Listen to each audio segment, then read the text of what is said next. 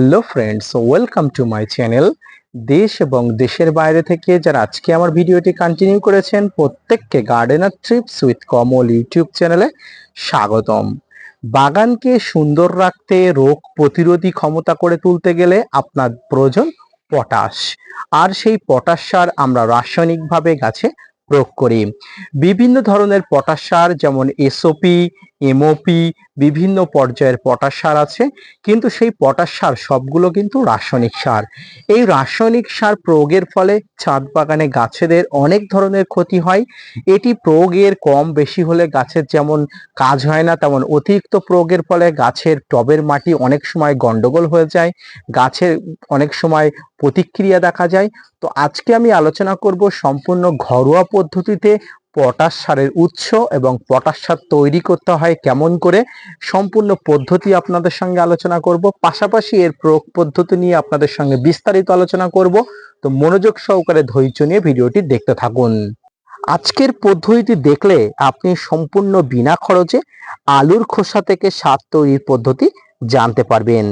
যারা জৈবভাবে গাছের বিভিন্ন পুষ্টি মৌল যোগান দিতে চান ও মাটির উর্বরতা বৃদ্ধি করাতে চান, আজকের ভিডিওটি স্পেশাল ভাবে তাদের জন্য তৈরি করা। তো ভিডিওটি অবশ্যই দেখবেন এবং দেখে যদি ভালো লেগে থাকে অবশ্যই কমেন্টস করে শেয়ার করবেন। তো ফ্রেন্ডস, সর্বপ্রথম আপনারা সামনে যেটি দেখতে পাচ্ছেন সেটি সকলের কাছে পরিচিত। এটি হলো আলু। আলু এমন একটি সবজি যেটি আমাদের প্রত্যেকের বাড়িতে অবধারিতভাবে থাকে। এমন কোনো সবজি নেই যার সঙ্গে আলুর সংযোগ নেই, যে সবজি ব্যবহারে আলু আমরা ব্যবহার করি না। আর এই আলু থেকে যে পরিমাণ জৈব পটাশ গাছে পাওয়া যায়, যে পটাশগুলো গাছে যদি আমরা সঠিকভাবে ব্যবহার করতে পারি, চালনা করতে পারি, তাহলে অবিশ্বাস্য কাজ হবে। আপনি চমকে যাবেন যে এই আলু থেকে কি ধরনের পটাশ পাওয়া যায় এবং এই পটাশ ব্যবহারে গাছের কি কি উপকার হয়। তো চলুন বেশি কথা না বাড়িয়ে ভিডিওটি কন্টিনিউ করি। তো ফ্রেন্ডস, এই আলুর খোসা অবশ্যই ভালো করে ছাড়িয়ে নেবেন। দেখুন, আমি এখানে একটা আস্ত আলু রেখেছি, পাশাপাশি এখানে খোসা ছাড়ানো একটি আলু আপনাদের সামনে আছে, অর্থাৎ আলুর খোসাকে আমি ছাড়িয়ে নিয়েছি। আর এই আলুর খোসার মধ্যে কি কি থাকে এবার আসুন জেনে নিন।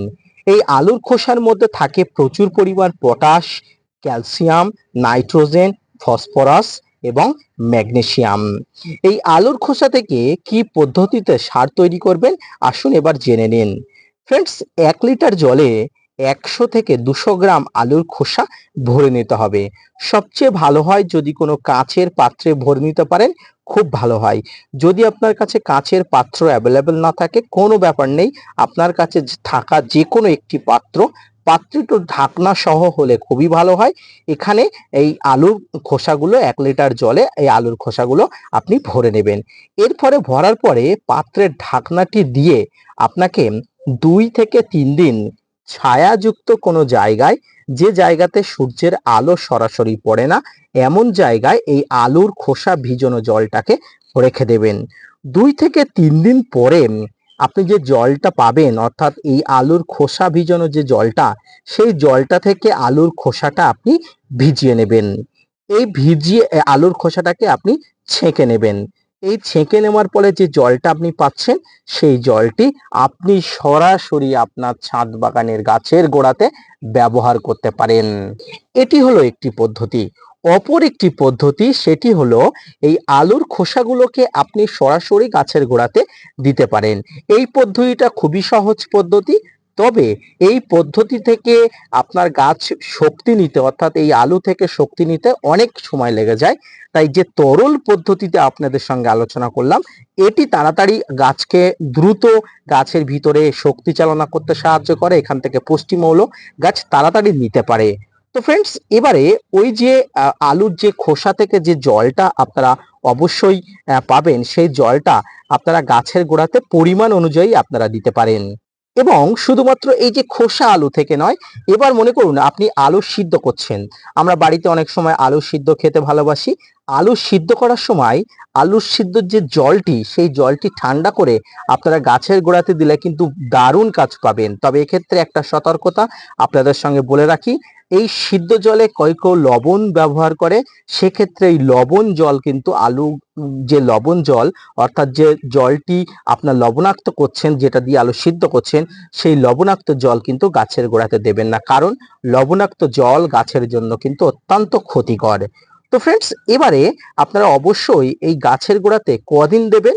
ফ্রেন্ডস, এই গাছের গোড়াতে আপনারা 10 থেকে 15 দিন অন্তর আপনারা এই আলুর খোসা ভিজানো জল বা সিদ্ধ আলু যেটা লবণাক্ত নয় সেই জল আপনারা কিন্তু দিতে পারেন।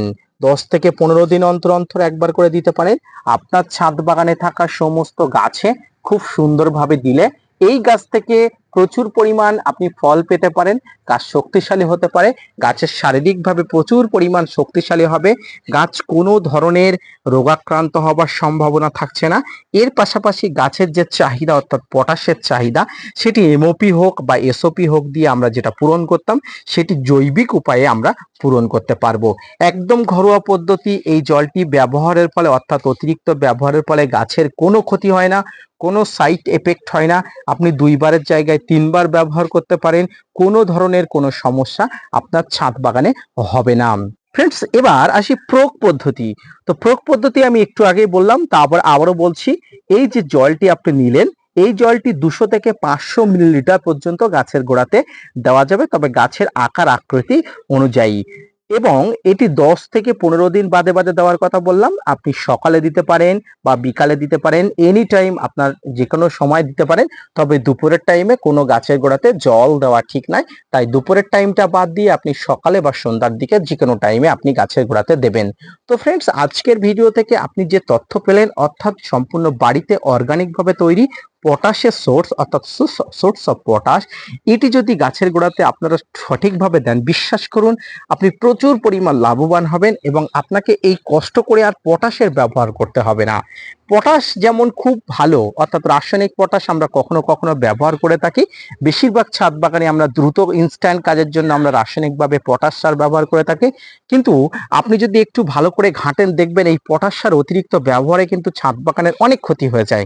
যারা নতুন ছাদ বাগানি তাদেরকে বলবো, বিশেষ করে এই আলুর খোসা থেকে যে সার তৈরির পদ্ধতি, তরল সার তৈরির পদ্ধতি, এটি ব্যবহার করুন।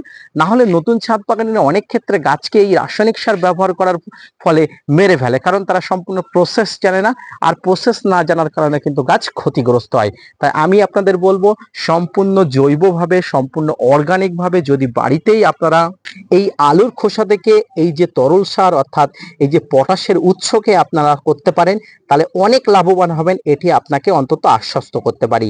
তো ফ্রেন্ডস, আজকের ভিডিওটি এই পর্যন্ত। আজকের ভিডিওটি দেখে যদি আপনি উপকৃত হন, অবশ্যই লাইক, কমেন্ট, শেয়ার এবং সাবস্ক্রাইব করবেন। পাশাপাশি gardener TRIPS with Kamal YouTube চ্যানেলকে সাপোর্ট করবেন। আপনাদের জন্য প্রতিনিয়ত তথ্য নিয়ে ভিডিও বানাই। আপনারা যদি মোটিভেট করেন, ভিডিও বানাতে আগ্রহী হই এবং নতুন নতুন ভিডিও বানাতে উৎসাহী হই।